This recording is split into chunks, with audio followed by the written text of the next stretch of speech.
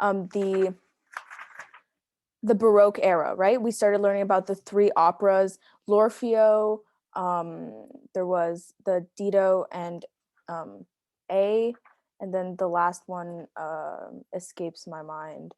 Which one was it? Oh, it was the Julius Caesar in Egitto with Cleopatra. Okay, so we started learning about the Baroque era. Ideally, today we're going to finish learning about the Baroque era, and then we will begin talking about, or even no, we won't finish. We'll begin talking extensively about the last era for this class, which is the classical era. This one's the longest by far. The classical era, really tedious, and they'll test you a lot on it on the exam.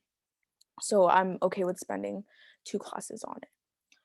Okay, awesome. So instead of using class time to do a quiz on the definitions for the words in glossary, because I think you guys are honestly pretty good at it, like you did it in the homework, everyone got most of it right. And if you didn't get it right, you messaged me like knowing what your mistake was, so that made me happy, because if you didn't, I would be kind of concerned. So what I'll do instead is in the homework for this week, I'll give you a section of the quiz, because again, we're going to do another quiz.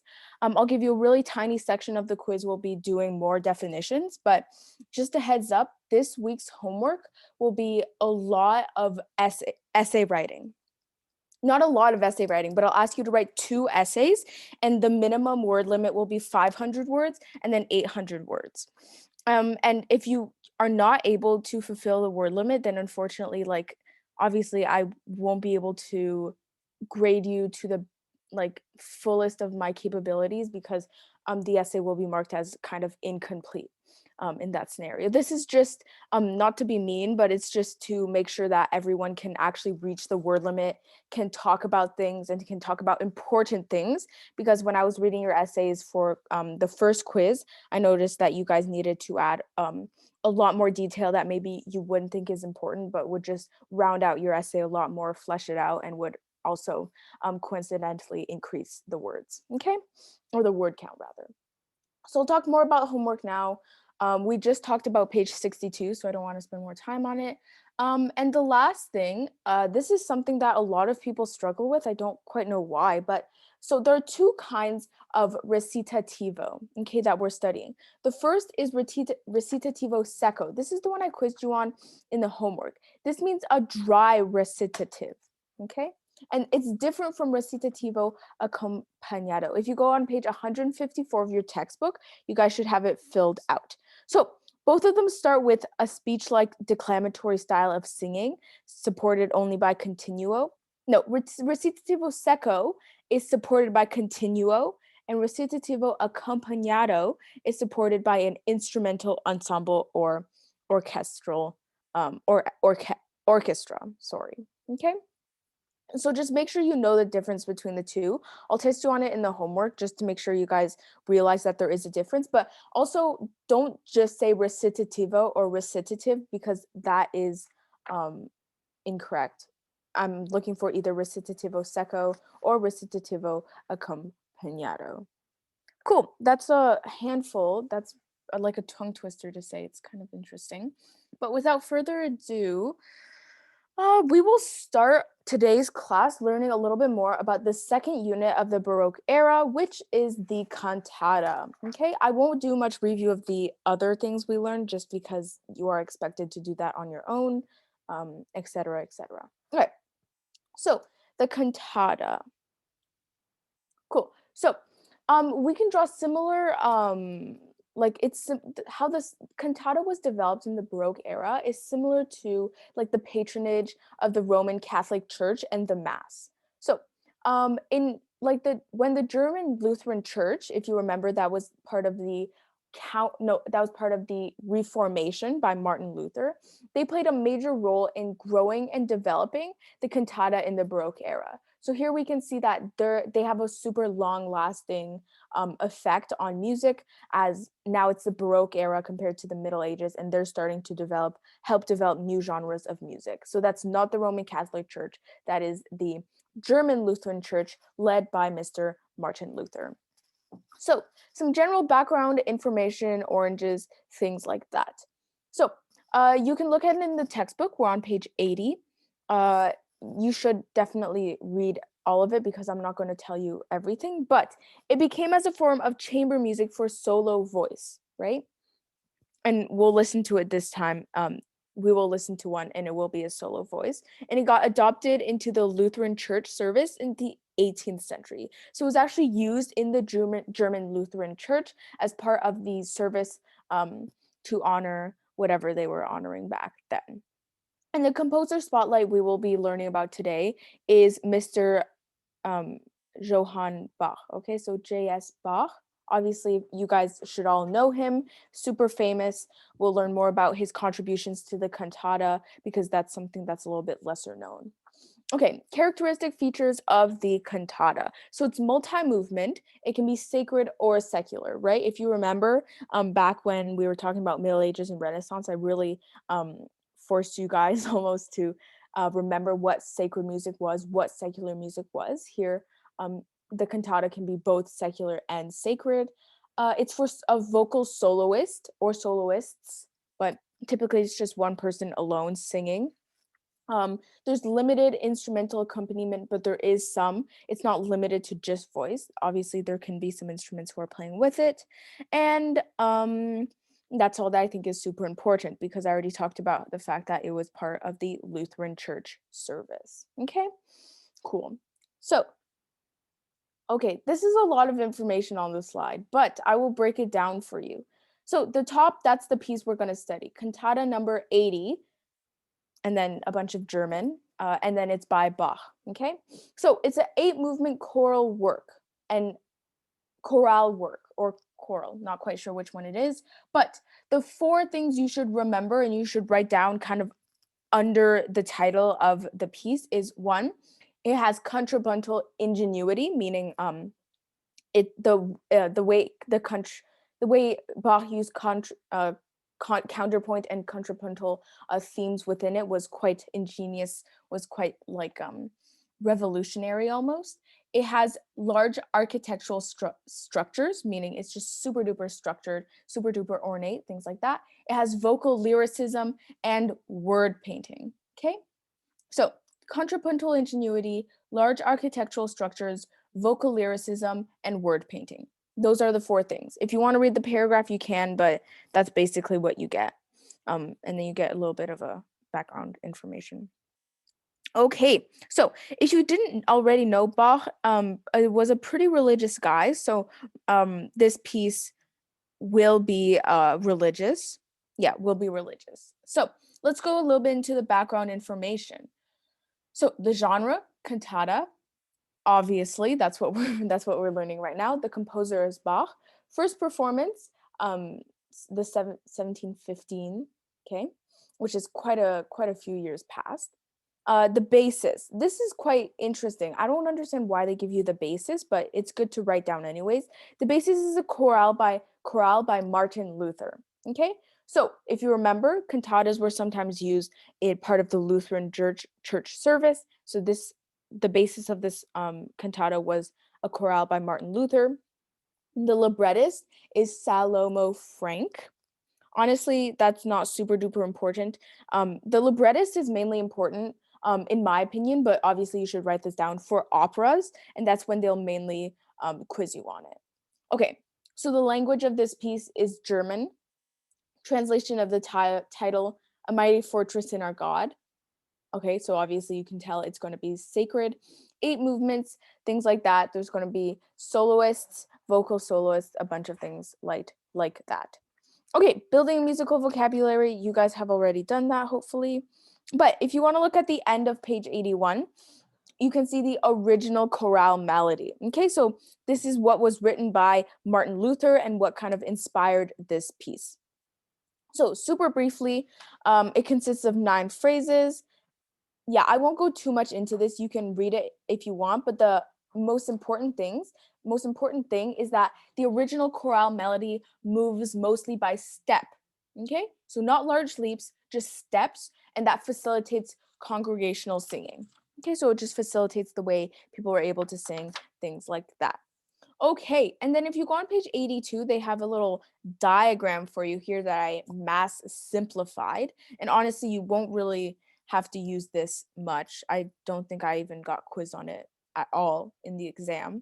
But it's just nice to have in your notes, just so you know that how the movements work and how they're like kind of built to um, like complement one another. Okay, so you start with the chorus, then the duet, and then the recitative and arioso, and then you go to the aria, and then chorus is at the top, so that's the most grand piece, and then from then you get a little bit it's kind of like the fall of the mountain. You get a little bit softer, a little bit calmer with a second recitative, a duet, and then a chorus. Okay, so write that information down in your homework in your notes. I'm not going to go too much into this, but with the piece we will listen to today, we'll listen to a few of these movements, but not all of them at all. All right. So that being said, okay, yeah.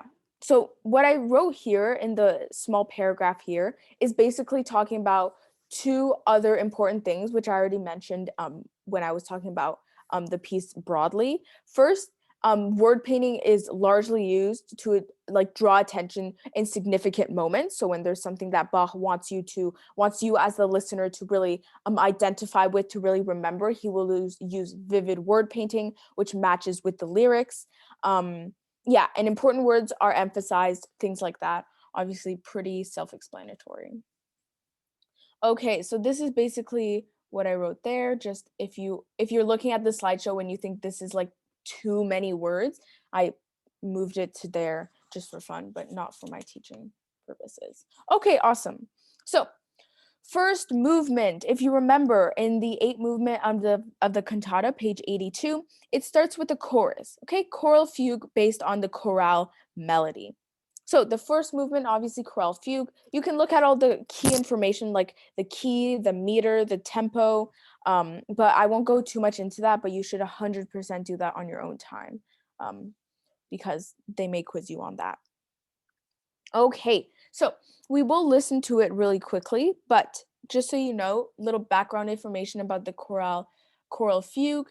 The opening is a tenor melody, and it's the embellished version of the original chorale, right? If we remember, the original chorale written by Martin Luther inspired this piece. So the opening tenor melody is basically like the original chorale, except like made a little bit more fancy, things like that. Okay, so these are just some pretty basic things that you have to write down, but I won't talk about because it's not too important, but you still have to write down. And then word painting includes chromatic dissonance on the words dreadful plans, okay? So dreadful plans, obviously that seems a little bit dark and dreary. So what Bach did was he made the sound go down, chromatic dissonance. It sounds a little bit more eerie, a little bit more dark. That's how he does it. Okay, before I play the piece, yeah, actually, I'm going to play the piece now. A fair warning, I'm going to play the piece and I'm only probably going to get through like the first movement. We are studying the first, the second, the fifth, and the eighth movement. So you should 110% be listening to this on your own time, listening for the whole thing and like cues like that, things like that. Okay, play for you.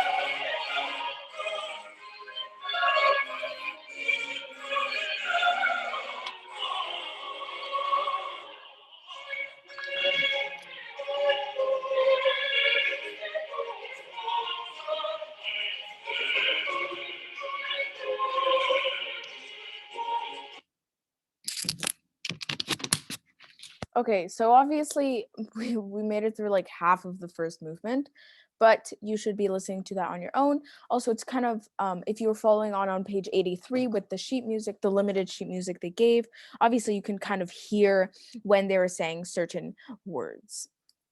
Okay, second movement. So this is a duet for soprano and bass, sorry. So what you will hear if you listen through the piece, second movement, you'll hear a super duper high pitched voice. Well, not super duper, but a high pitched voice paired with a quite low voice. So obviously that means soprano, bass. If you don't know that, please research that.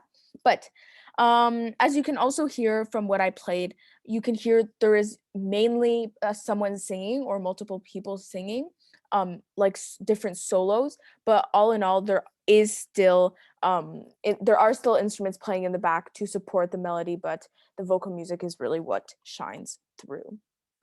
Okay, second movement. What is super important? The only very important thing about this, honestly, you don't really, I mean, it's important to know that like there is an oboe in this because the oboe and the soprano are paired together and they kind of sing the same melody together. But there's also long melismas. Okay, so if they ever ask you which movement has long melismas, it's definitely the second movement. Not really anything else. Too important about that. Um, the main thing, the really main important thing about this cantata is like the original melody, which we don't even get to hear, and then the first movement. Okay. All right. So once I post this slideshow on the classroom, obviously you'll be able to listen to these two pieces, but I will not play them for you quite right now, just because of time purposes, and also you're expected to do self-studying and self-listening if you want to do well on the exam. Okay. So fifth movement. This is where there's a chorale for a chorus. Okay. So the key is still in D major. It largely does not change, obviously, because yeah, it just doesn't change. Let's see. So about the fifth movement. Okay, so here you'll see. Okay, something's beeping, but here you'll see basically that there's if you go on page 85 of the textbook, there's kind of two parts to it, right? Because they give you the sheet music for both. I just grouped it all into one little paragraph here on the side, and I'll tell you what's most important. Okay, first things first. So the strings and the oboe play in unison and they play a melodic figure based on the opening of the chorale melody. So if you remember, for the first movement, the original chorale melody was in the tenor voice. Now it's the strings and the oboes who play the original melody of the original like chant that was created. Okay. The trumpets, they are not important. That's all that's super important about that. Yeah, that's all that's super important about the fifth movement, to be honest. You should be writing the rest down, but I don't think it's a good use of my time to go through it with you guys. Okay, so next, the eighth movement, the chorale. Here, if you look on page 85, the bottom, you can literally see that it is supported by continuo because there's the soprano, the alto, the tenor, bass, and then continuo. Okay, so if you're ever confused which piece was supported by continuo, memorize this little figure at bottom of 85, take a mental picture, and then you'll be able to remember. So the eighth movement, again, it's in D major. That does not change at all. And they really don't tell us a lot about it. But the one thing that is important is that Luther's melody, so the original melody chant, is in the soprano. Okay? So if you really want to see it, that's what it looks like. But it's in the soprano rather than in the tenor, alto, or bass. Okay? So to resume, before we move on to the next unit, there's an original chant for this cantata written by Martin Luther for the German Lutheran Church services. In the first movement, it's present in the tenor voice. In the second movement, it's barely present at all. In the fifth movement, it's in the strings and oboe. And in the eighth movement, it's in the soprano voice. Okay? And then obviously it's supported by continuo, which is especially evident in the eighth movement. Cool. So with that being said, that is all. Oh gosh, no. Okay, well, if you're gonna be like that, I guess I can't help it. Okay, so that being said, before we move on to the concerto grosso, any questions? You can say no in the chat just so I know I can move on. No, cool. Okay, awesome. So next we have the concerto grosso. This is new, I think, to level 10. I don't even think you learned it in level 9. So that's interesting. They give you a huge paragraph here. I simplified it because honestly, a lot of it is just not important. So this is the concerto grosso is a new instrumental genre, and it explored what it did is the composers explored new formal constructions, innovative timbres, and highly virtuosic playing. Okay, I'll repeat three important things: formal constructions, innovative timbres, and highly virtuosic playing. I think I spelled no, I didn't spell virtuous. Okay, so those are the three very important things. Background and origins. Okay, so concerto is from Latin, and it's also could be from Italian, which means to debate or collaborate, and then to reach an agreement. So it's kind of two really opposite definitions here, and I don't know which one is correct because they don't actually tell us. But you can infer from this that it's kind of like there'll just be parts of it that are a little bit interesting, a little bit contrasting, and in the end, it'll kind of just be a grand little thing contributing including everything. Okay. So, anything else that's super important? Yes, it's a work for instruments and or voices. But what we will be learning, the concerto we will be learning by Mr. Bach, it is going to be solely instrumental, no voices at all. Okay? So, characteristic features. First very important thing. It's a multi-movement work, okay? So it's not just one huge lump of sheet music that you play. There's a lot of different movements, and they're typically contrasting.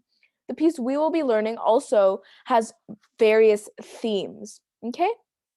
We'll get into that in like a second, but I don't want to do that, tell you about it right now. So with the three movements, there's typically three movements. So they say a multi-movement work, typically it's three movements where it's fast, slow, fast.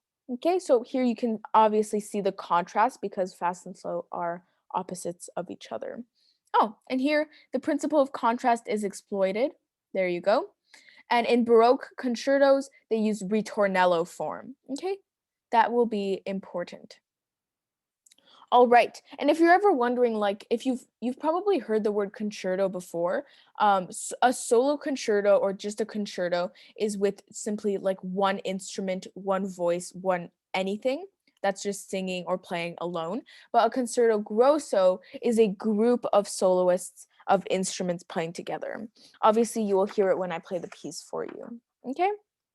So this is where characteristic features will tell you a lot about concerto grosso. Number one, it's multi-movement. So there are three movements typically: fast, slow, fast. Okay. There are themes also integrated throughout the concertos, and the concerto grosso is a group of soloists, and there's a lot of contrast in this genre. Okay, awesome. So the piece we will be listening, studying, analyzing today is the Brandenburg Concerto number 2. So funny thing about this is that Bach, like obviously, if you write a piece and you name it after someone, it should be like important, right? It should like make that person feel honored that Bach wrote a piece about you. But no, basically Bach wrote a piece about a guy, like the Margrave of Brandenburg, like he named it after the guy, but the guy just never arranged to have it performed, even though he knew it was written about him. He knew it was in his honor, so that was pretty cool. And I guess he got, like, I don't know if Margrave of Brandenburg even arranged to have it composed about him, but he never arranged for it to be performed in his lifetime, which is a little bit odd, right? Because if a composer names a piece after you, typically the person has it like mass performed because it makes them feel good about themselves. But that's not the case in this scenario.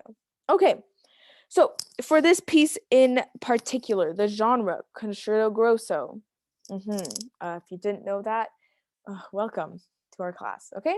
So we're on page 88, by the way. The composer is Bach, okay? You can see the dedication date. That's not important at all. The structure, okay, the structure is important though. So this was one of 6 concertos that was, I think, written for the Margrave of Brandenburg. And the first concerto has 4 movements and the other have 3. Okay, so this is the second concerto, so it has 3 movements. But if you're ever wondering what Brandenburg Concerto number 1, how many movements that has, the answer is 4. But this one has 3. Performing forces, a string orchestra with a few wind instruments, not too important for this scenario. Okay. So we'll be talking largely about the 2 themes that appear in this concerto. Yeah, in this concerto. And just so you know, these 2 themes are only found in the first movement. So what we're really doing is we're taking the first movement of this concerto, breaking it into two themes. First is the ritornello theme, and second is the concertino theme. Obviously, I'll play it for you. This isn't too long of a piece, I don't think, so we'll be fine. So before I get to playing it to you, the ritornello theme.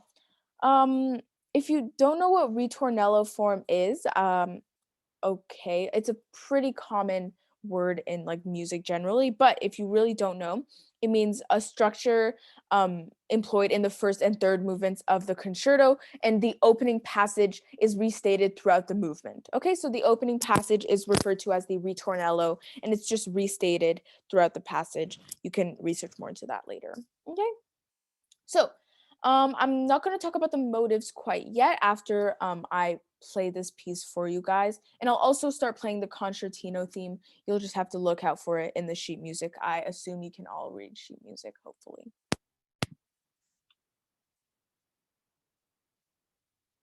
Oh, that's nice. So the video is unavailable. Okay, wait. Let me stop sharing. This is great. Okay, let me share my screen with you guys here. And I'll just play a little bit for you guys.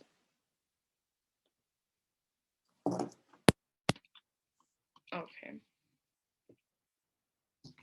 Are you gonna play?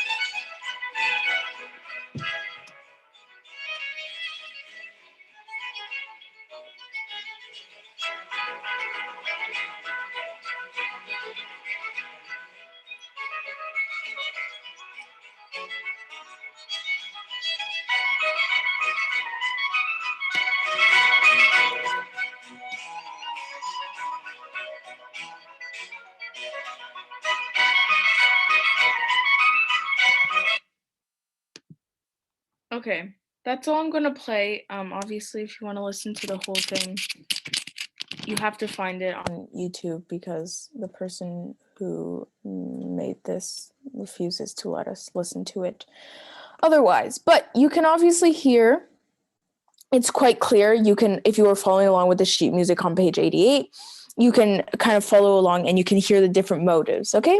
So there's 4 motives. The first and the third motive are built around the tonic triad, okay? And then the key of this piece is F major. They didn't even tell us, but we can infer that by the key signature. And then the second and fourth are like scale type like motives, right? So if you look at motive number 2, page 88, bottom of the page, here you can see it's just a bunch of 16th notes, and it looks largely like a scale. Okay, cool. So yeah, it's obviously really bright, cheerful. That's not super important, but what is important is knowing the 4 motives what the first and third motive are based around, which is the tonic triad. The second, fourth motive are based on a scale type movement. And then the opening ritornello, because this is still a ritornello theme, is the unifying element that is apparent throughout the entire work. Okay, so let's talk about the concertino movement. Okay, so a concertino is a small group of solo instruments. Okay, so it's kind of like their featured part in this piece. So the first part, not super important. What is important is that they use imitation in this theme. Okay, so sequential imitation, that's super important, and they modulate to a bunch of different keys. That's not important at all, but modulation does occur. So if they ever ask you about modulation, which I don't think they do, yep, they don't, you can talk about that. Okay, so, and then the last thing I did here was that on page 89, if you go to the very bottom, you see there's a supplemental activity. I just basically gave you the rundown of everything that you see here. Basically, we're only focusing on the first movement. So in case you're wondering, first movement is in F major, it's allegro, and then the meter and ritornello form and concertino theme, things like that. Okay, so you can just look at the chart if you want. Okay, this is when we get to talking about Mr. Bach. Okay, so I doubt you guys don't know who he is. If you don't, then I don't know how you passed level 9, but you all did. So, anyways, Bach, super important guy. He wrote a lot of pieces. He wrote very important pieces, and he's just he is a genius. A lot of people call him that. Basically what's important, this, if you go on page 90 and you just see all these little dot notes, you should be writing all of those down in your notes because they always quiz you on Bach. It doesn't matter what they ask you, they will, or what kind of exam you're doing, they always want to have a question about Bach. It can be as simple as like this German composer was known as like an organist, and then obviously you're like, oh, that's Bach 100%. But sometimes they'll ask you super niche things about him, but they just love asking you questions about him. So I would highly recommend going through every single dot jot and writing them down so that during the exam you're like, okay, I know almost everything about this guy's life, I'm set. Okay, so I highlighted some important things. Obviously, everything's pretty important, but if you did not know, he did not invent new forms, but he did perfect a bunch. Okay, so he did not invent new forms. Remember that. He was a great master of contrapuntal art. Okay, so oh, I love how they repeat the same thing twice.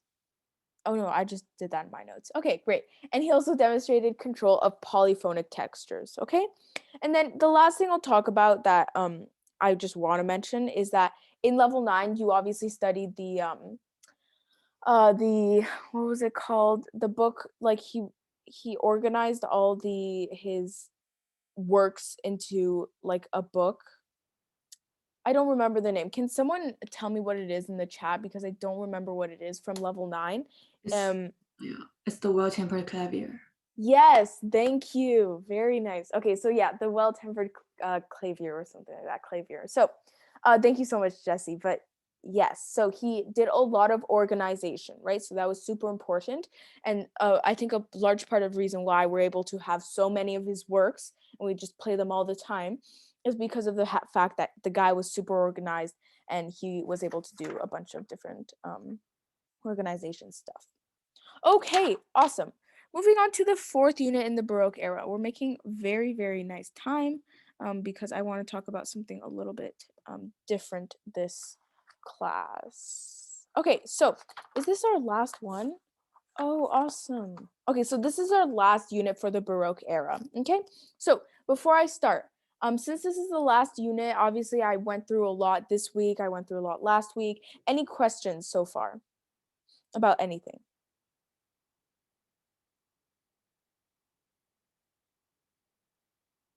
No, no questions. You can type them in the chat. If you have any questions while I'm talking, you can type them in the chat too.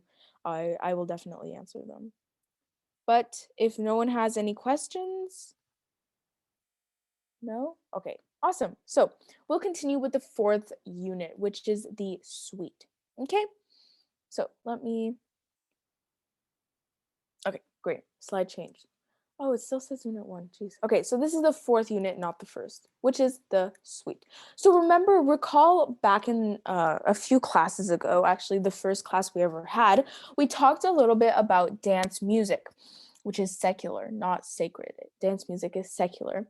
So over time, before it served as solely as something that was practical, right? They were just like, we need something to dance to. Let's make dance music, and that's all we're going to use it for. Like, we're not going to use it for anything else. We're just not going to use it for everything else. But over time, obviously, with people trying new things, with people experimenting, it became a stylized genre.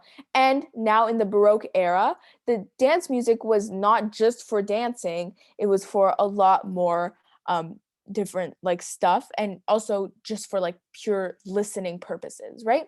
So before, they composed dance music like, how can we compose this so that when people just dance to it, they will have like the best time ever. Now they were just like, can we just compose music that's like you can dance to, but you can also just like sit at home and listen to on your own and not move your body, right?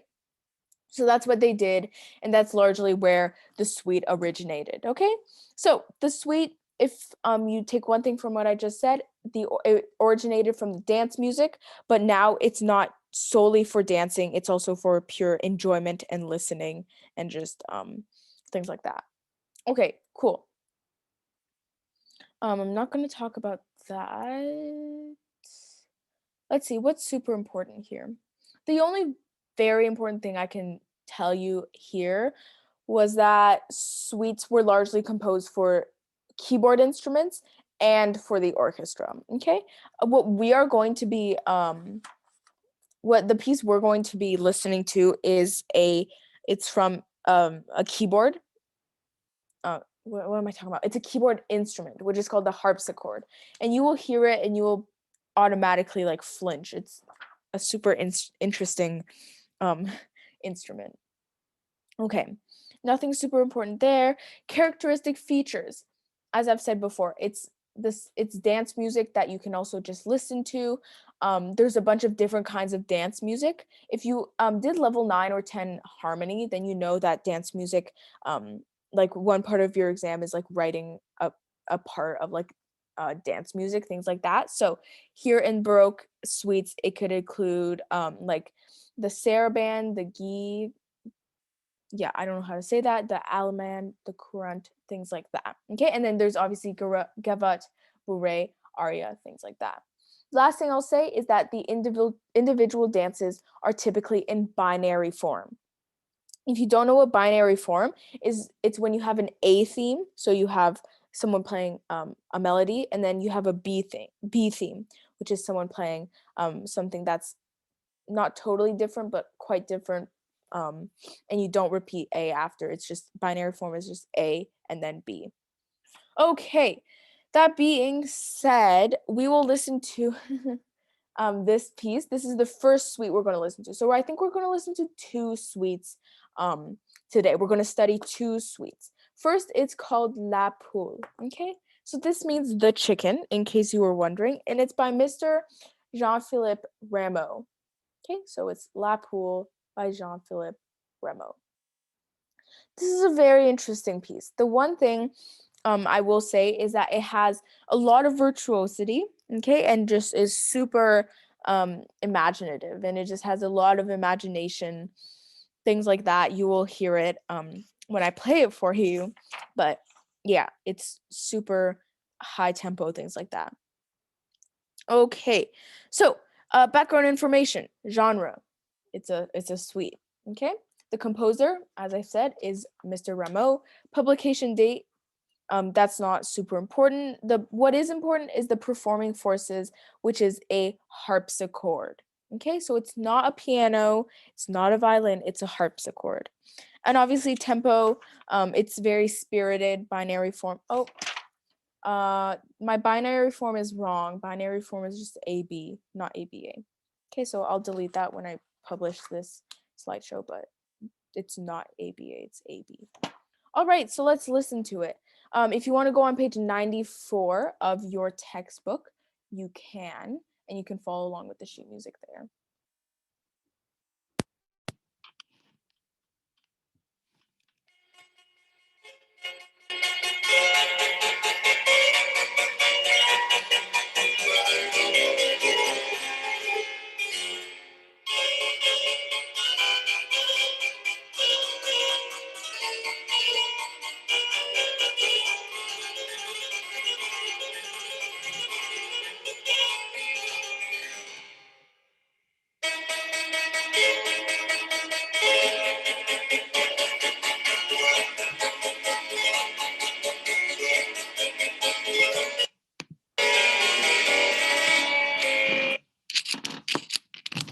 Okay, so that's how I'm gonna play. Obviously, you can really tell that it is a chicken. In my opinion, anyways. You can kind of visualize it, that it is about a chicken, things like that. Okay, cool. So that being said, let's talk about section A. So as I've said before, obviously this is in binary form. So section A and then section B.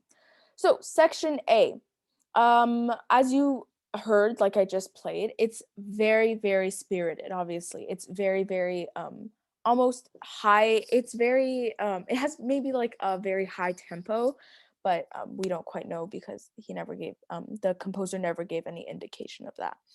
So throughout the work, Remo modifies the motive, sorry, in clever ways, right? So he adds some sort of different ornamentation, things like that. Here you can see that here. He has ornamentation, he has virtuosic writing. Obviously, you can hear it with the like almost it's like if he wanted us to visualize like a chicken pecking something, he did that through his like staccato eighth notes, things like that. Many There's a lot of rhythmic energy and brilliance, as I've said, with ornaments, virtuosic writing, kind of obvious here. The last thing I'll say, not super important, but I'll say it anyways, is that section A, so the first part concludes with an authentic cadence. Okay? Good. So let's talk about section B now. You guys didn't really get to hear it because the piece is a little bit long, but definitely you can hear it on your own time. It's quite different from the original. It's a little bit, it has way more complex notes and motives. And if you heard in the section A, we didn't listen to it for too long, but at one point there's a lot of chromatic notes and chromaticism. So here what they're telling us is that it further develops the chromaticism if you listen to the whole thing. And that's all that's very, very important. The last thing is that the repeated note figure remains prominent. So he largely repeats the same 5/8 notes to emphasize like the chicken clucking or something like that. Okay, cool. So you don't have to do the reflection, obviously. That's not super duper important, unless you want to. The last thing we will talk about before we move on to the second suite is Mr. Jean-Philippe Rameau. Okay, so he was an organist and a harpsichordist. So this means he largely worked and played with and played just period. He played the keyboard instruments. Okay, so he was French. Obviously, is there anything here that's super important? Okay, so there are three things here that are super important. He did a lot of keyboard works, and his keyboard textures had a lot of harmonic direction, seventh chords, and modulation, as we can hear here. The section B, sorry, modulates from the tonic to the dominant. He used binary and rondo forms, and then the last thing is that his keyboard works include virtuosic technical demand, and they were influenced by Mr. George Friedrich Handel. Okay? And that being said, talking about George Friedrich Handel, he is the second guy whose piece we will listen to today. So, the first suite, obviously, what we just spent a bunch of time studying, is La Poule by Jean-Philippe Rameau, and the second suite is Water Music by Handel. Okay, I personally prefer this water music. It's very nice and Yeah, that's what I will say about it. So, a few important things. It's a staple at weddings and receptions. That's not super important, but I just put that there for fun. Um, it has non-dance movements to add variety. So this means that there are some movements that are just purposely super slow or super duper fast that obviously wouldn't be able to dance to at all. They just add that so that the performance is a little bit more interesting because now it's not exclusive to just dancing. You can have it for pure listening purposes. Okay. And that's basically what they're telling us. So if you're following along in the textbook, we're on page 96. And here you can see they have a little quote there. They spelt his Mr. Handel's name wrong, which is kind of funny. But anyways, so the genre of this is an orchestral suite. Remember when I was talking about the suite, I told you there are two kinds. There's the keyboard suite and then the orchestral suite. Obviously, La Poule, what we just listened to by Rameau, was a keyboard suite. Okay, so there was no other instruments, just the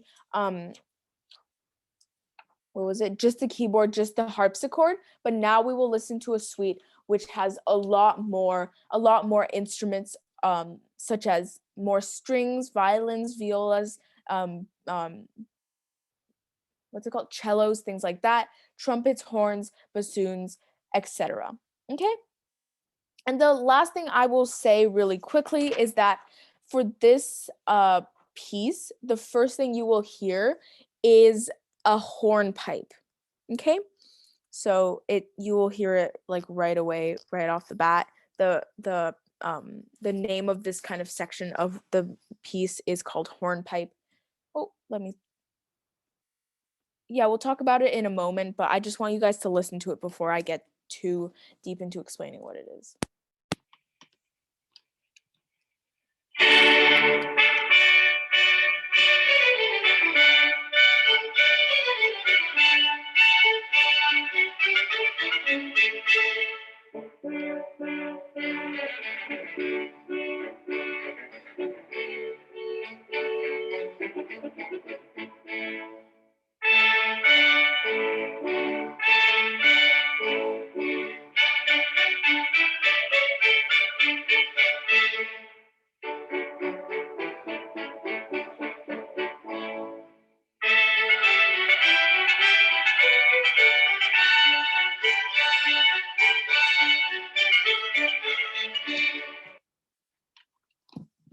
Okay.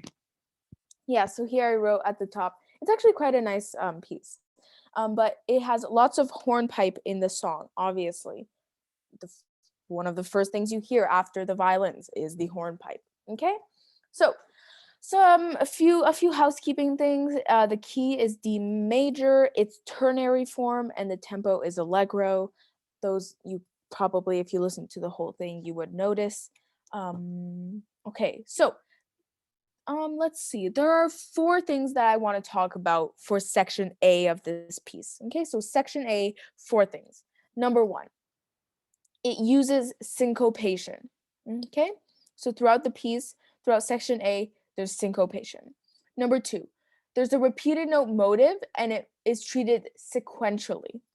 Okay, this means it's like there's a motive that's repeated, and it's in a sequence kind of form. Okay, third thing, there's high brass and it's imitated by low brass. Okay, so here we see the bassoon is kind of like the low brass, the first oboe is kind of the higher brass, obviously just because of the register it is played in.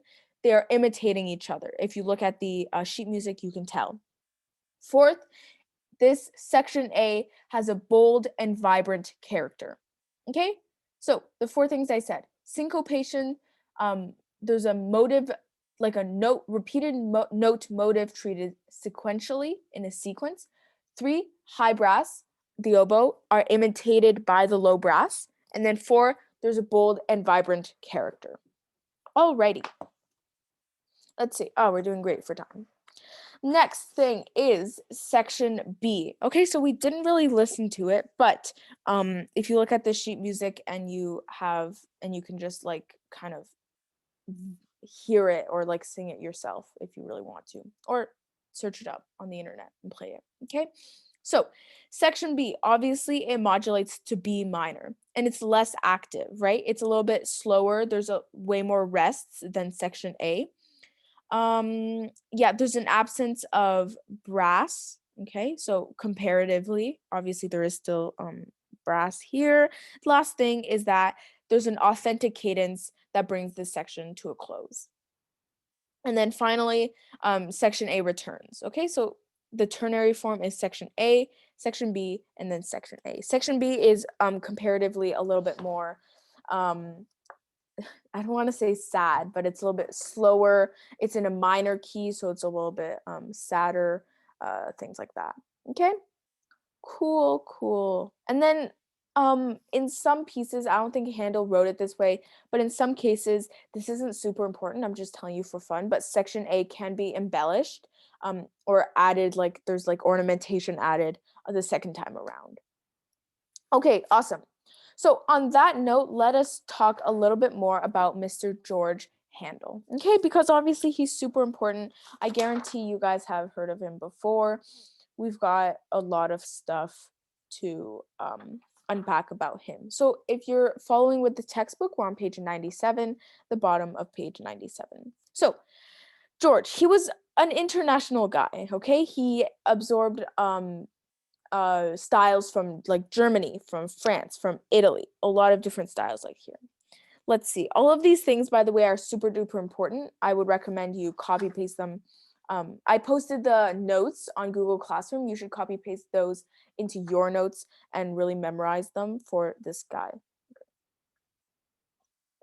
All right, cool. So next thing that's super important. Yeah, he had a very dramatic and theatrical style. Okay, so very grand dynamics, just generally grand, very like a full SATB, a full orchestra that contributed to him being able to write very grand and dramatic things. Okay, let's see. What else is super important? He used word painting, vivid word painting. I think almost every composer in the Baroque era, RCM decided to say used vivid word painting for, so that's not super important. But he used both recitativo secco, remember, and recitativo accompagnato in operas and oratorios. So that means he used a recitative, which is a like a person who's singing and it's supported by continuo, and a person singing supported by an orchestra. Lastly, he had virtuosic idiomatic styles, writing in keyboard, and he invented the organ concerto. Okay, that's all that is super duper important about this guy, but as always, you should be looking at the entire thing. Okay, that being said, that's all that's super important here. And we are finished talking about the Baroque era. Oh, geez, finally. Okay, so page 100 will be for your homework, okay? And if you obviously have any questions about it, you can wait until next class, which is the 30th, or you can let me know. You can email me. You can do things like that. Okay, awesome. So let me stop sharing really quickly just so I can switch my slides and we can start learning a little bit more about the classical era. Okay, so this is where I will probably be spending more time on different pieces, different people, different everything, just because it's very important and I want to make sure you guys fully understand everything. So the classical era, let me do this. Okay, so it was an interesting era, obviously. We've progressed a lot through time from the Middle Ages to here. So here it was an age of enlightenment. Okay, so they were pursuing more knowledge. They're pursuing like better ways of thinking, better ways of living, and they wanted equality, right? This is when people were like, oh, hey, there are super duper rich people, but like there are also super duper poor people. How can we balance that out so that like the super duper rich people aren't like ruling the world and doing bad stuff that only benefits them, right? So that's when they started thinking outside the box. They started thinking about how to be more equal, how to be more rational, how to be more knowledgeable generally. Okay? Okay, and the last thing is that if you were paying attention, the Baroque era, there was a lot of just very ornate pieces. People were writing super duper elaborate things just for fun. And that was kind of replaced in the classical era by proportion, symmetry, and balance. Okay, so that's not to say that there was zero very ornate pieces, zero very like interesting and fancy almost music, but it's just that they were more structured, they were more like precise. They were like, okay, how do I write a piece that every single note counts and every single note actually contributes something, and I'm not just like adding it there for fun and because it makes the piece sound good. Okay, so that's what they did in the classical era. So let's talk about elements of the musical style in classical era. I think I already talked about it. Okay, so there were ideas of proportion, symmetry, and balance. Let's see. Oh, the multi-movement sonata cycle. We will be talking about this next class. I don't think we'll have time to talk about it this class, but it's super important. Okay, this is when this started to be defined as like a structure, and we'll start learning about things like symphonies. We'll start learning about things like string quartets, like sonata cycles, like broad sonata works, concertos, different kinds of concertos, etc. Okay, let's see. So there was homophony. If you don't know what that means, we've talked about it so much, so you can read about what happened with homophony. Then, obviously, balance and symmetry became hallmarks of the classical style. I think you will hear that when you listen to the different pieces that RCM wants us to listen to. And yeah, that's basically all I have to say. Obviously, super important composers included Beethoven, which we will do a piece about, and also Mozart, which we will also learn about. But broadly, that's what you have to, if you have to take away a few things, proportion, symmetry, and balance were new ideals, and it was very structured. A lot of new things were developed, and a lot of things that are more popular now than like the other genres we studied became very popular within this era. Okay, awesome. So, I would highly, highly recommend you follow along right now. Obviously, I highly recommend you do this every single class. But for page 103 of the textbook, you'll see two, those aren't in, yeah, two different, like, important things because they aren't individuals, events, or publications. The first is the Viennese School. If this sparks jogs your memory, then good. And the second is Sturm und Drang. Okay, so I'll talk about the Viennese School first because obviously this is super important. The first thing I'll say is that if you recognize it, it's because that Beethoven and Mozart and Haydn, so the very like famous people that we study a lot in history, we just know because they're so famous. They were largely associated, and they were like part of this Viennese school. So what it was it was oh geez, I said was too many times, but it was a school in Austria. If you don't know where Austria is, look at it on a map. It's in Europe. And they were a leading center in the 18th century for just music, the development of music, things like that. Okay, so it emerged as a musical center, so very, very famous. Well, we think they're famous now. I don't know how famous they were back in the day, but they went to the Viennese school. They developed a lot of music that became associated with this Viennese school, and things like that. Okay, so I think at one point, no, we won't. We won't really know like what the Viennese school really was. Oh, sorry, I'm getting like static. But we don't really know what the Viennese school was associated with largely. We don't know what ideals they spread onto the composers, but you just need to know the three people who are associated them, which is Haydn, Mozart, and Beethoven, and where it was, the Viennese school, and how it attracted artists and it was a musical center. Okay, awesome. So the next thing I want to talk about is Sturm und Drang. Okay. Sturm und Drang. So this was an 18th century movement, okay, a literary movement in Germany. So it was characterized by two things. Number one, it was a lot of works that were coming out of Sturm und Drang were very high in emotion, very like virtuosic, things like that. And the second, it was dealing with like the individual's revolt against conventional society, right? Because back in the day, um, society was very different than it is right now, right? Obviously. And it was dealing with the people thinking, oh, the society isn't equal, and they were just revolting against it, things like that. Okay. If you need to know two people who are associated with, it's Mr. Schiller, Friedrich Schiller, and Johann Wolfgang von Goethe. Okay.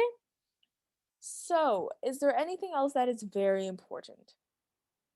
Okay, yes, two things that are important. As I've said, okay, two things that are very important about Sturm und Drang. Number one, it was super packed with emotion. Just a lot of emotion, a lot of like just very, very emotion. And it's the artistic aim was to frighten, shock, or overwhelm the reader or the listener with emotion. Okay, make sure you have that down. Number two, it was like kind of a stand and a revolt against conventional society, and it translated into passionate outbursts with emphasis on minor keys. Okay, so super duper emotional, super duper very how do I put this, passionate. I think that's a good word for it. Okay, awesome.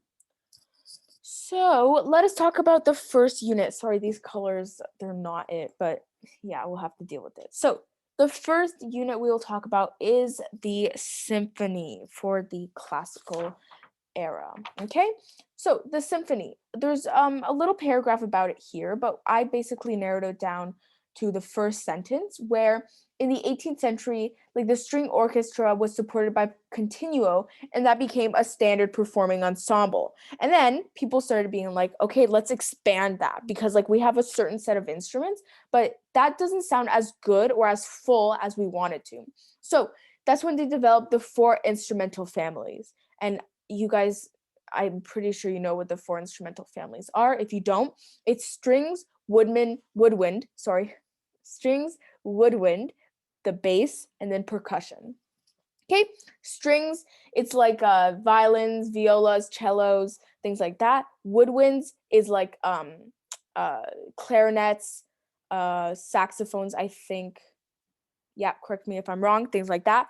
Brass is like the trombones, tubas, things like that. And finally, percussion is like the snare drum, the bass drum, the xylophone, the marimba, things like that. Okay, cool. So let's talk a little bit about.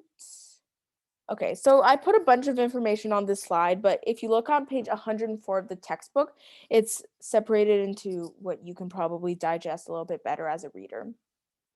So the first thing we'll talk about is background and origins. So developed in the 18th century, obviously, that's the classical era, and it was built on three sections. Okay, so fast, slow, fast. I don't want to talk about Mannheim yet. It incorporated sonata form. So remember, sonata form is largely associated with the classical era. And when the symphony was being developed in the classical era, they're like, hey, let's fit the sonata form in there. That seems cool. Okay. That's all that's super important. Now let's talk about another school that is very important and that we actually have more information about, despite it being a little bit um, less famous than the Viennese school. So this is the Mannheim school, okay? And it was in Mannheim, Germany. So it had a lot of high level performers, a lot of high level of like general performance and innovated orchestral techniques, okay? So it inspired a lot of different symphony writers like Haydn, Mozart, things like that. But Haydn, Mozart also associated with the Viennese school. So just remember these two schools as the things they were associated with. Okay, not the last thing. The next thing I'm going to say was that in the symphony, I want to relate the Mannheim schools directly back to the symphony. What Mannheim composers did is they inserted the minuet and trio into the symphony. So, and then from there, they established the four movement sonata cycle. So by inserting the minuet and trio into the symphony, they established the four movement sonata cycle. That's somewhere on the slide. when I post it, you can write it. Okay? Cool. So, on the exam, what they will do is they will ask you like super niche things about each school. So, for example, if I asked you guys like, "Oh, which which school helped develop the grand pause?" Obviously, that's not something I'm going to mention because it's not very important, but you still have to, on your own time, read through the entire textbook, look through the notes that I post, look through the slideshow that I post, and find it. Okay? But just so you know, they developed the orchestral crescendo, rocket themes, the grand pause, which is like when the full orchestra stops for like dramatic stuff. And yeah, that's essentially it. Okay, so crescendo, rocket theme, and grand pause. Okay, so characteristic features. Last thing we'll do before we listen to a actual symphony, which you guys all know. I guarantee you guys know this symphony. I think. I hope you guys know it. Okay, so on page 105, we're just looking at the characteristic features. So, two things: a multi-movement orchestral work. Okay, and second, it's consisted of 4 families. Like I said, the string, the winds, the brass, and percussion. And here what I did is if you look at the bottom of page 105, you see this little chart, right? Well, I just put it into the slideshow. You can copy paste it into your notes if you are keen on that. But basically, this is just giving you a rundown of the movements, what they largely would look like in a symphony. So there's the first movement with the tonic key and a lively tempo in sonata form. And then the second movement in subdominant with a slower tempo. The third movement with a tonic in the tonic key with a fast or moderately fast tempo. And then the fourth, which is a little bit more lively. Okay, so good. You can look at that on your own time. I would highly recommend it. And you should also copy paste it into your notes or take a screenshot. Don't really care. But on that note, let's listen to a symphony. Yeah, we only have one symphony to listen to, but there's a lot to unpack with it. Okay? Good. The oratorio. Then that. Okay, perfect. So, for this symphony, I'm gonna call it London, okay, because that's the name. It was named after the the city of London in England after Haydn visited there multiple times.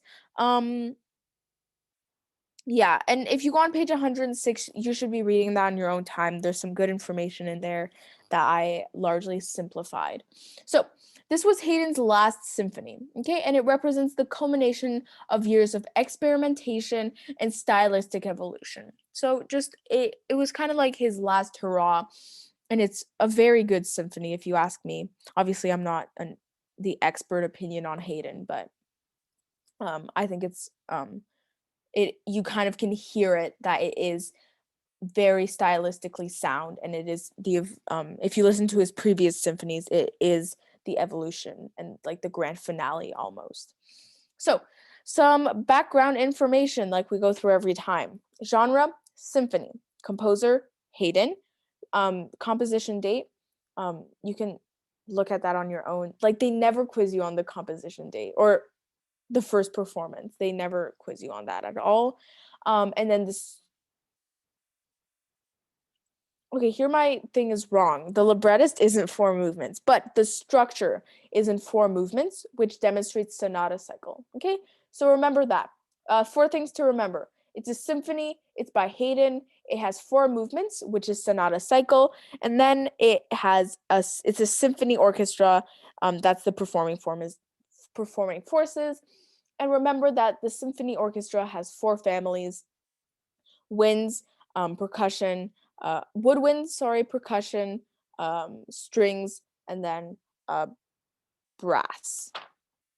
Yes, brass. Okay, sorry, kind of forget about brass sometimes. On that note, I will um I will make you guys listen to the first movement.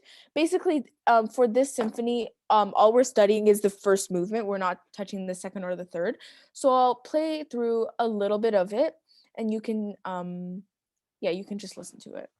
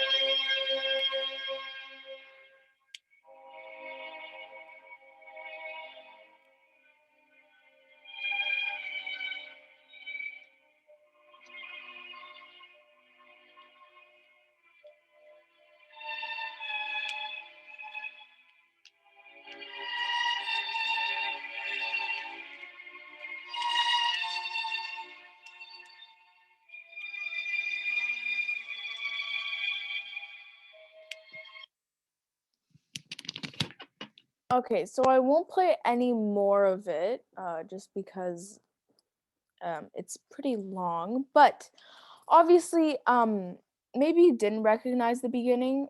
That's fine, but it's very memorable, right? You hear it; it's super grand. It's something you will probably remember in the future, or you'll be able to recognize it if you ever hear the song again, right? So that's the introduction. What we hear right at the beginning, the four note like motif, that is the introduction part. Okay. So a few things about that. It's in D minor. Obviously, you can hear that it's in a minor key later throughout the piece. Yeah, that's all that's super important about the key. Let's see. So the full orchestra, they are playing the same thing, okay? Not the same notes, but the same a tempo of, or sorry, the same note values throughout the entire introduction, okay? So they announce kind of their presence with an ascending perfect fifth, okay? So from a D to an A. And then a perfect fourth goes descending from a D to an A. Okay, so perfect fifth from D to A, and then down a perfect fourth from D to A. Yeah, you can see that page 107. This is where I am talking. This is the sheet music I'm talking about. So it's in the French overture style. Okay, so this is largely inspired. Maybe it's not totally in the French style, but it's inspired by the French overture style, and it has does it? No. And the last thing I'm going to say is that he uses fermata. That's just something you should know. You should see it on the sheet music. But also there's a homophonic texture which is established as the introduction unfolds. And oops, we can see a little bit throughout the rest of the piece too. And then I played a little bit of the exposition for you too. So the exposition is separated into four parts, okay? Oh gosh. So the exposition is separated into four parts. So, whereas the introduction is just like the introduction, no separation. When you're talking about the exposition, which is right after the introduction, it's separated into the four parts. So, the intro to the exposition. Here you can see I gave you a little bit like some dot jots for each part. This is the introduction. It got cut off, I think, but no matter. So the one thing that's important is that it has a diatonic melody, okay, which is played by the violins, and this outlines the tonic triad. Okay, so diatonic melody played by the violins with a tonic triad. Next, we kind of move on to the bridge of the piece, okay? So this is, if you don't know what a bridge is, it's kind of like the link, or like kind of changing the piece and the timbre of the piece so that it can we can introduce a second theme.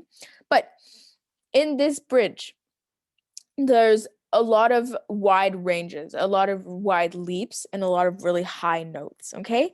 And yeah, as I said, there's broad leaps between upper and lower registered, and it modulates to A major. So, in case you didn't know, when you have like a bridge, usually it'll either modulate in the like the key will modulate either somewhere in the bridge or directly after, so that it can introduce the new key for the second theme. So in this case, it modulates to A major. And then in the second theme, the new key of A major is settle down, it's introduced for good, things like that. So the second theme is, like they say here, it's very similar to the first theme. If you look at the sheet music, super duper similar. I'm on page 108, by the way. And it's just transposed to the dominant key. Um, yeah, and that's all that's very important. So first theme is in D major, and then the bridge is in A major, modulates to A major. Second theme is in A major, and the second theme is largely just a transposition of the first theme. And then we move on to the codetta. So the codetta is kind of like the not the finale, it's kind of like the kind of a coda but not quite. Okay, so it has a two string motive that alternates, right? If you look at the sheet music, you see the one string instrument is playing one thing, the other string instrument is playing another thing, things like that. The other two things that are important is that there's contrary motion in it, and syncopation. And then the second thing is that it has staccato and legato articulations that are very contrasting. Okay, so there's a lot of contrast in the codetta. And then finally here, they tell us that the exposition is usually repeated. So usually after they finish the codetta, they go right back to the first theme, but not to the introduction. Okay, awesome. So after the introduction, after the exposition, you have the development. Okay, this is very, very typical of the sonata cycle of the four movements in the symphony, obviously. Okay, so in the development, it opens in B minor, which is the relative minor key of D major. D major is like what the main key of this piece. Okay, so we don't actually see sheet music for it, which is kind of sucks. But if you want to search it up, you can. Let's see. There's a lot of tension here. Yeah, here's where it's important to note that there's tension, and the tension is being developed through the use of minor keys, because obviously when you have minor keys, everything becomes a little bit sadder, a little bit more eerie, a little bit more tense. So that's what they're able to do. There's a lot of dominant preparation, things like that. And dominant preparation occurs when you want to go back to the tonic key. So you modulate it to B minor, but now they're like, okay, for the finale, let's go back to the D, to D major. We'll do that through dominant preparation. Okay, cool. And then we have the recapitulation. So this is where the first theme returns in D major. Okay, so D major is reestablished as the main theme, and basically it's kind of like the exposition, but it's a little bit different sometimes. So it has a first theme in D major, the bridge, and then the second theme in D major as well. And then finally you have the last um kind of hurrah of this symphony, which is the coda. So the coda is just like the final kind of few bars that allow the piece to come to a strong and a strong cadence that finalizes the movement, finalizes the piece in general. Okay, so one, two, three, four, five. Five things to remember. There's an introduction to this symphony, the exposition, development, recapitulation, and coda. And in the exposition, there's four parts to it: the first theme, the bridge, the second theme, and then the codetta. And it's usually repeated. Okay, so that's all you really need to know. That's the broad kind of analysis of London. Obviously, the introduction super important. Read this on your own time, make your notes on your own. I'm not responsible for telling you every single little thing on the that is like not very important about the piece, but I can't guarantee that they will not quiz you about the little small details, right? So it's your job to go back to the textbook, go back to the slides I post, go back to the notes I post, and look through those because those are more detailed than what I can tell you guys in 2 hours, right? Okay, so that's all I have to say about that. Lastly, here I wrote, it's important to look at the graphs to remember info better. Yeah, this is my badly written version of saying, let me go to this slide, that if you see this slide here, you can remember things much better. Obviously, we just talked about the first movement, but you can like, oh, yeah, obviously we just talked about the first movement of London, but you can still memorize like this one column and things like, okay, the key, it's D major, not D minor. It's D major. This is the tempo, this is the meter, this sonata form, and the features largely monothematic expositions. Because when they ask you later on, when I get you guys to do the review and reflection, they will ask you which piece has a monothematic exposition. And if you have like this chart in your brain, you can think, ah, it is London. Okay, perfect. So you can do recommended listening, but don't if you don't want to. I don't really mind. Okay, so next unit, we spent a lot of time on the symphony, but that is okay because it is super important. So this is the next unit, which is the oratorio. Okay, the oratorio. So one of the reasons that the oratorio flourished in Italy during the Baroque era. Oh, okay. So this is not very important, but basically, the Roman Catholic Church banned opera performances during Lent, which is like the time before Easter.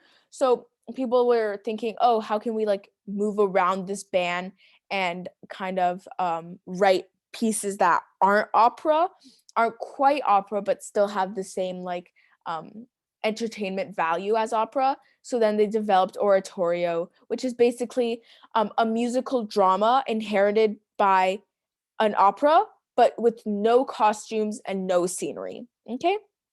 So an opera has maybe like a backdrop, it has people in costumes singing, it has props. Oratorio, just two people standing on a stage singing, but it can be very funny, it can be very emotional. It's just not quite the same as an opera.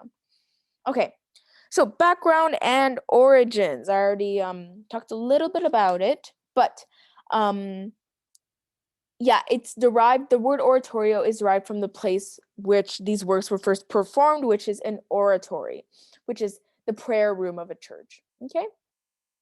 Um you can see a bunch of other information, not super important. I won't mention them that much, but you can see if you recognize some of these composers, Vivaldi, Bach, Handel, they all made important contributions to the oratorio. Okay, awesome. So let's talk about characteristic features of the oratorio.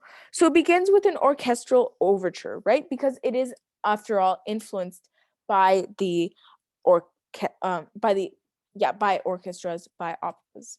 So it contains recitatives, arias, and choruses. So it's mainly people just singing, not a lot of drama, not a lot of acting, but it can contain those three parts, which essentially make up like a voice performance. Okay, so the performing forces, pretty obvious. They have a vocal soloist, a chorus, and then an orchestra. And usually it's based on biblical texts. Obviously, this is like the word oratorio is based on something related to the church. So it is um, largely going to be the oratorio pieces are largely going to be based off of biblical texts and like the Bible. Okay, awesome. Let me see what we are doing now. So what we're doing now is we're going to learn about the oratorio that is necessary for level 10, which is the creation by Mr. Haydn. Okay, Haydn is a super famous guy. You should probably know him. So this is also his last symphony. Oh, that's nice. Anyways, So the creation, I'm just going to tell you what it's largely about if you don't know. The creation, it talks about how God created Earth, created the humans, created all living things. And basically it just is like the musical journey of the musical depiction, sorry, of God's creation of mankind, and womankind, and like nature and earth and stuff like that. Okay. So, yeah, that's all I have to say for that. So, background information. We're on page 111 of the textbook. We're almost finished this textbook learning, which is very nice. So, a few things to note: the genre, oratorio, obviously, the composer, Haydn. You don't really need to know the German title. The librettist is Baron Gottfried van Swieten. Okay. So this isn't super, actually, it can be super important. I think on the exam once they asked which piece had the librettist called Baron Gottfried. So just remember the librettist is Baron. The source of libretto. So this is where they're telling us the source of the libretto in this piece, which is the Book of Genesis and John Milton's epic poem Paradise Lost. Okay? Good. So remember the librettist, remember the source of libretto. The structure, 3 parts with multiple movements. Obviously, we'll get into that later. And the performing forces, largely voice, people with like voices, so soprano, tenor, bass, alto, singers, SATB chorus, orchestra, um, things like that. Okay, cool. So, before I get into playing the piece for you guys, the creation is, which is the piece we're studying, obviously. So it's divided into 3 parts. The first part, we won't really get into like the different parts. We just get into like individual like songs within this oratorio. But just so you know, the 3 parts are divided as follows. The first part tells of the first 4 days of creation. So this is God spending 4 days to create things. And then the second part is the last 3 days of creation, and part 3 is the Garden of Eden. So in the Bible, it says that, oh, God spent 7 days or a week creating earth and creating people on earth. So the first 4 days he was creating stuff, and then the last 3 days he was like finishing things up, and then he was resting on the last day, which is like symbolic. And then Garden of Eden is like where he put the first 2 people he ever created, and it was like a paradise. Okay, cool. So on page 112, if you want to look at the oh gosh, I have to stop sharing again. But if you want to look at the principal characters, things like that, you can do that, but they're not super important in this scenario because most of them are just angels, and then there's the first man and the first woman God ever created. Okay. So I'm going to play this piece on YouTube. Let me do this. Share my screen.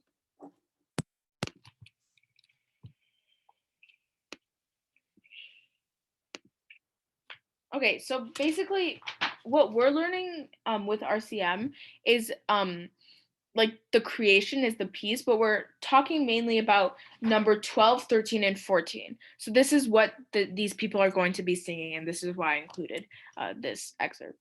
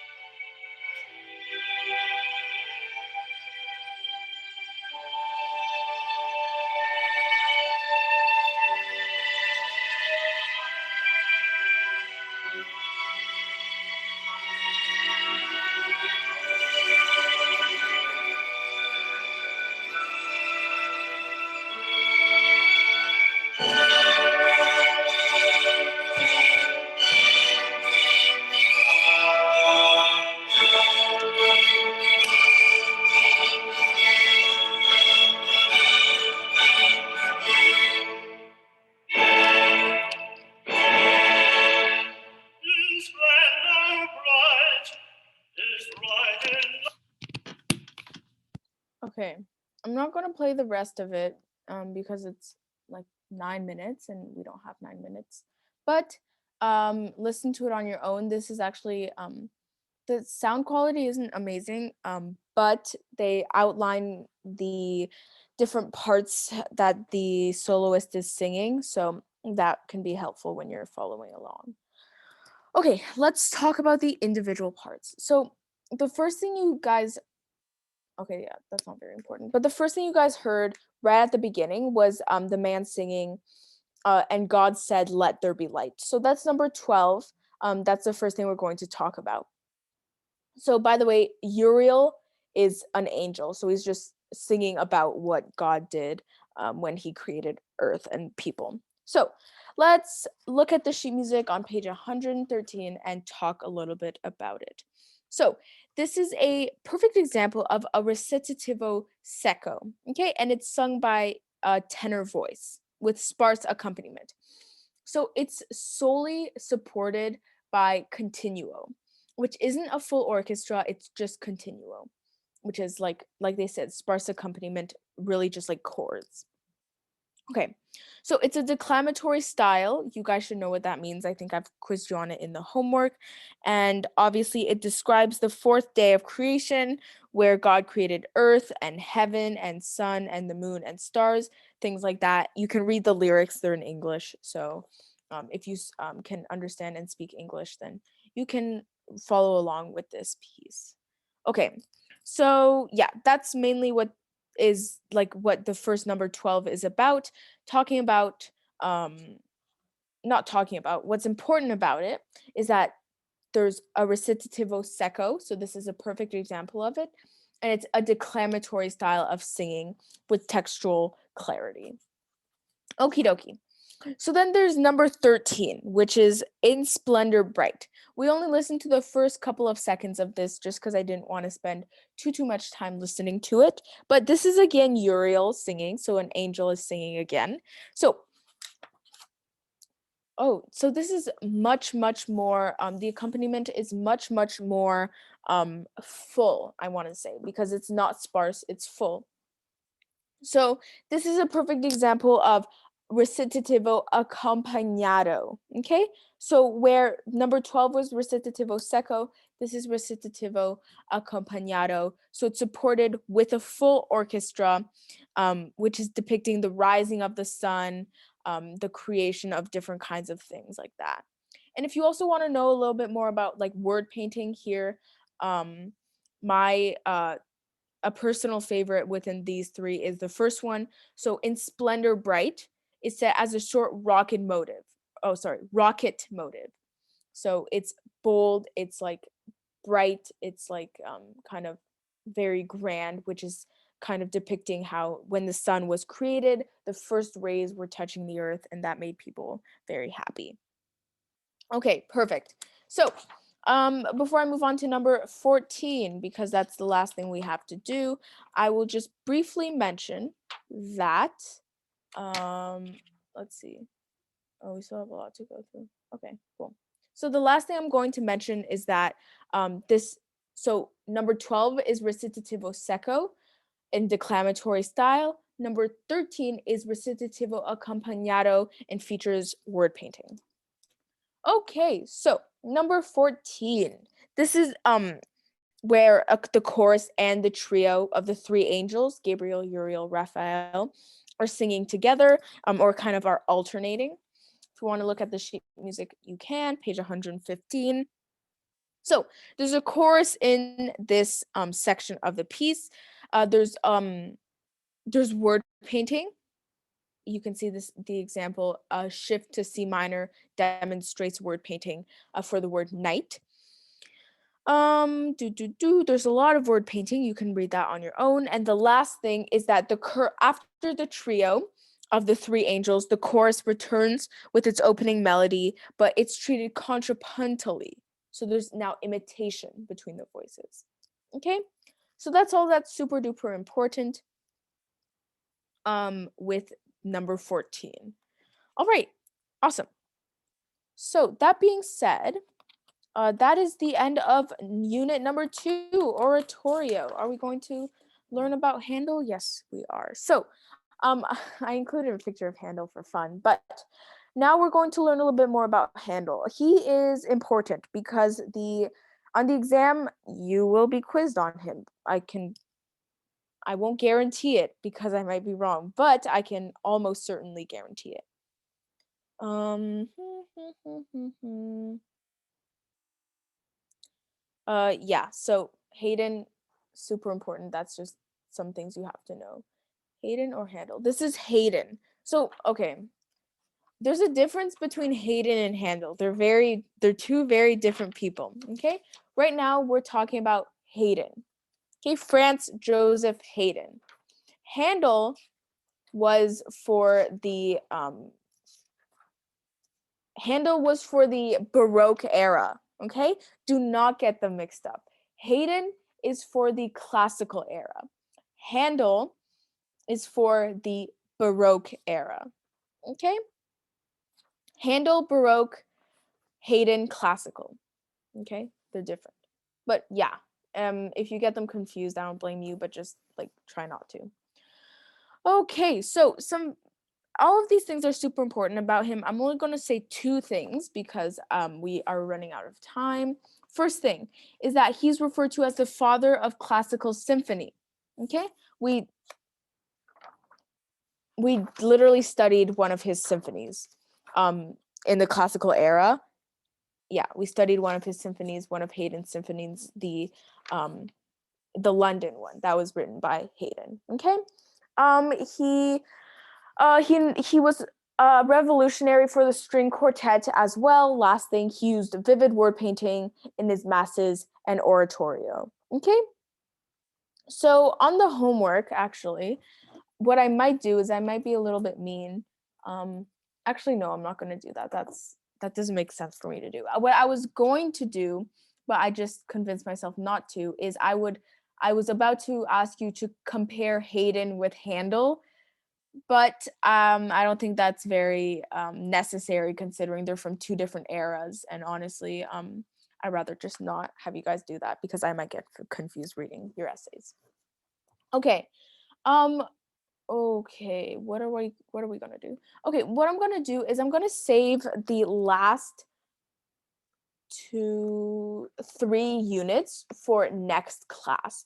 What I want to go through with you, or oh no, not next, next 3 units for actually the next 4 units in the classical era for next class. Okay, just because I don't want to do them right now and then rush through them since they're obviously important. What I do want to do now, though, is I want to talk a little bit about the homework. This will be in your homework, so I'm not going to show it to you right now. But for the homework, basically, I want to go through this with you guys. I know some of you are probably like, oh, I know how to write an essay. Like, this is easy, basic things. But I just want to make sure I go through it with you guys because on the first quiz I ever asked you guys to do, a lot of you guys wrote an essay. It was like 200 words when I was expecting like 500 words. Or you wrote an essay and I like could not follow it very well because it was a little bit messy, a little bit poorly organized, which I obviously don't blame you for at all. It's not easy to write about something you just learned about. But what I want to go through is the basic structure of an essay, which is like really easy. And don't worry if you guys, um, I don't blame you guys for like rolling your eyes if you are, but we'll still go through it. So I found this little infographic. I don't actually like it, but basically it says what I want to say in like a colorful way, but I'll just paraphrase it. The first thing you need to do is you need to start with an introduction. Basically, I can pretty much guarantee you that on the exam, the essays they will ask you to write are either about the composers or like comparing composers or comparing different eras and like a genre that evolved through 2 or 3 eras. Okay, so when you're starting your essay, you can say something like, throughout the Renaissance era, the motet was largely an important genre because so and so and so. Like just an introduction. Tell me very briefly what you're going to talk about. And then the most important thing I want you guys to do is you need to have like a thesis with your essay. Now, you might be like, okay, this isn't that deep. Like, this is an RCM essay for history. Like, I don't need a thesis. But you do, because when you have a thesis on your essay, when your examiner is reading through it, they know whether or not you understand what like you're about to write about, or they know you understand the subject matter being taught, right? Because realistically, the examiner is going to like look through your essay, and he or she, sorry, or they are looking through like hundreds of essays, and they like don't have the time, they don't have the patience. They're realistically not really going to read through 800 words. Rather, they're going to see whether you have keywords in your essay that allow them to give you full marks. So when you're writing your essay, you need that thesis that relates to the question they're asking, or relates to what they're asking you to prove. That way, when the examiner sees that, they're like, oh, this person understands what their burden is, what they have to prove within this essay, and like, oh, it's going to be super easy for me to follow, right? Or else it's just a mess, and the examiner is going to be like, they're just like copy pasting stuff onto a paragraph and calling it an essay. Okay, so that's the second thing. Third thing, you need to have multiple paragraphs in an essay. Like on the quiz, when I was asking for an essay, some people gave me like an 100-word little paragraph, and I was like, there's no way you're going to be able to prove what I'm asking you to prove in the question with 100 words in a small paragraph. You need to make sure you're going and you are listing a lot of different details. For like school essays, I would recommend you don't list like minute details that might not seem very important, because that makes you seem redundant. But if you're finding it very difficult to reach the word count, you are probably missing quite like you're probably missing information that you could be including in your essay, because obviously it's not unreasonable. Like, they're not going to ask you to write an 800-word essay about like the background and origins of a concerto, because that's, you can't write that much about that, right? They're going to ask you to write about something that they know you can feasibly answer within 800 words. So you need to make sure you're including every single detail. You are answering every single part of the question from every single angle, and you're adding details to really flesh out your argument. Not your argument, to flesh out your thesis and flesh out your essay. Okay? Because a lot of you guys just missed some parts of the question, and I couldn't give you full points, obviously, even if I really wanted to, just because you weren't answering my question. So now we'll get into the conclusion. Conclusion's super easy. Wrap up what you said. Resume the points. I'm going to tell you. Do I have another slide here? Yeah. Okay. Wait. No, I actually don't want to go through that yet. But what I will tell you is that on the exam, you have to write 2 essays. You have to write a 500-word essay, and then you have to write an 800-word essay. Like, you are going to be writing a lot of words in that essay to be able to fill out that word limit, which I highly recommend you do. Um, and your conclusion basically should take the key, like, important lines from each of your paragraphs and just summarize what you've said. Okay? Because the intro and conclusion, those are important. Thesis is important. The body, you just need to make sure you know what you're talking about. Okay? That being said, let's get into the homework. Okay, so the homework. We're going to be doing a lot. So I understand, obviously, it was Christmas yesterday. Oh, by the way, if you celebrated Christmas, I wish you guys all a late Merry Christmas, and I hope you guys had a great day.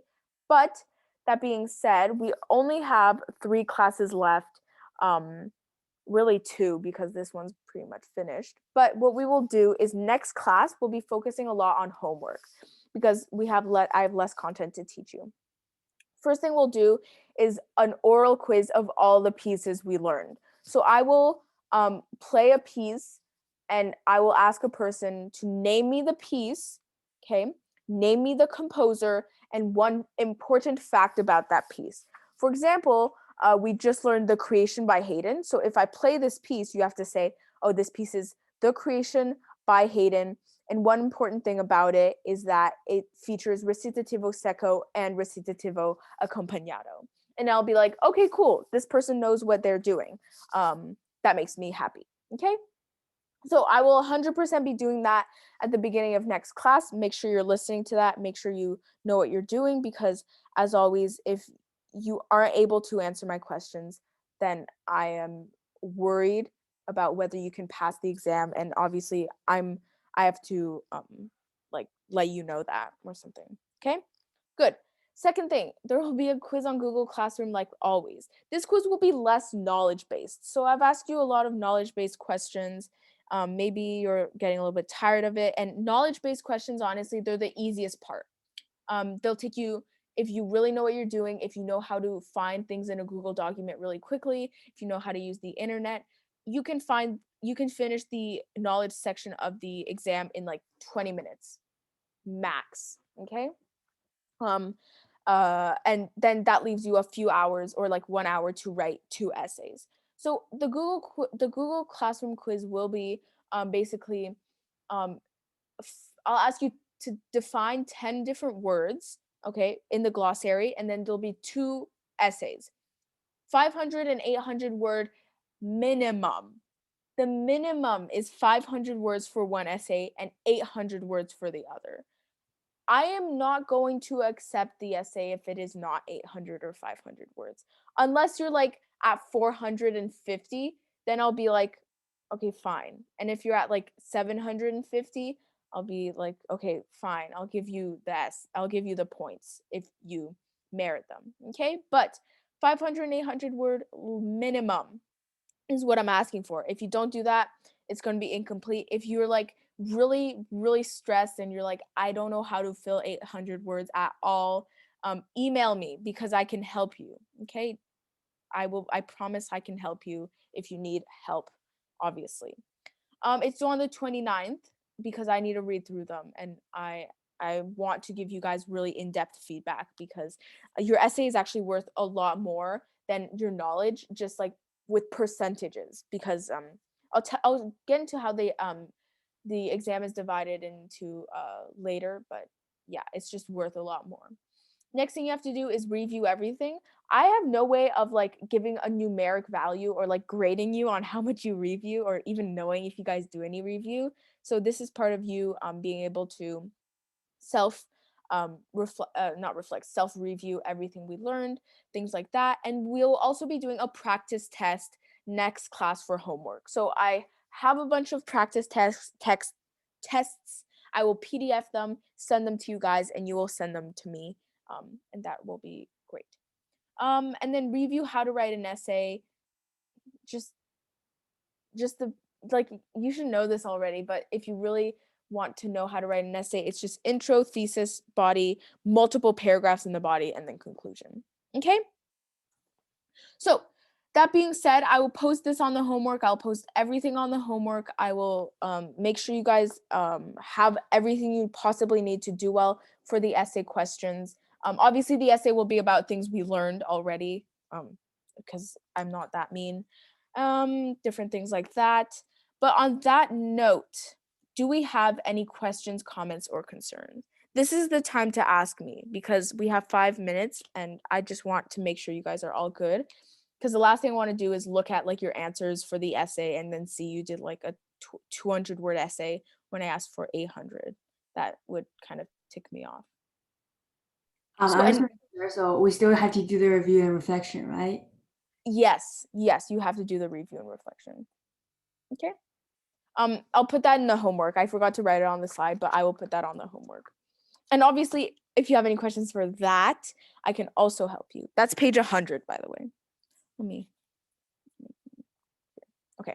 Cool. About how many questions, like knowledge questions, will there be on the exam? Oh, geez. Okay, so there's like my estimate is like 40. Okay, but like what they do is they separate it into different categories. So you have 10 questions about definitions, 10 questions or 10 or 12 questions about composers, 10 more like 10 to 15 questions about a piece that you will be listening to, and then you have to like give answers to, or multiple pieces you'll have to listen to and then give the answer to, the composer, things like that. And then you'll write the essay. It's pretty similar to level 9 in its structure. It's just honestly, it's hard for me to give you an answer on that because it varies from exam to exam. Things like that. So